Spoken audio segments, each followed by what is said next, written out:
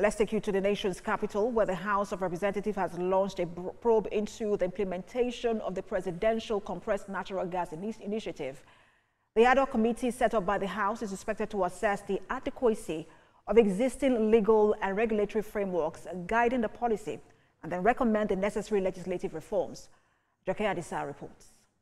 The compressed natural gas policy is a key component to the nation's energy transition agenda.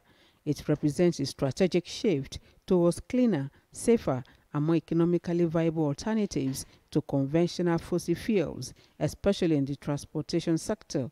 In response to the removal of fuel subsidies, the federal government proposed the CNG initiative as a palliative and long-term solution to cushion the effects of high petrol prices.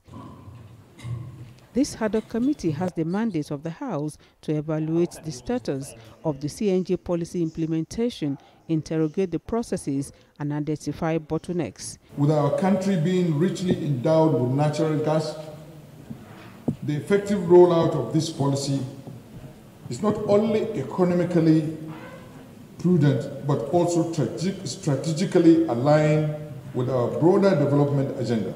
There is no way somebody that live from hand to mouth.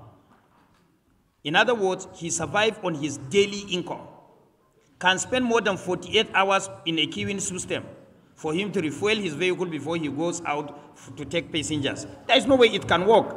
Among the questions raised are how 100 billion naira from the 500 billion naira palliative fund has been spent. We use Benin as our key pilot location because NNPC had done work there, and then we are benefiting from them. The NNPC has also made sure to provide us with the refueling stations.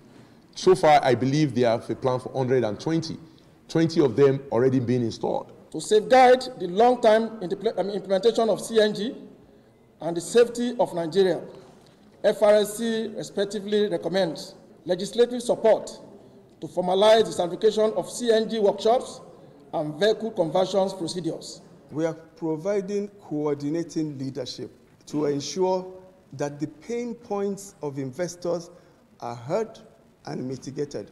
This is a policy of Mr. President. Programs have been initiated through the PCNG. Now the projects are siting the gas stations across the country. You can see that it's a rolling stone. The adoption of CNG supports Nigeria's carbon emission reduction commitments under the Paris Agreement. Joke Adisa, TVC News, Abuja.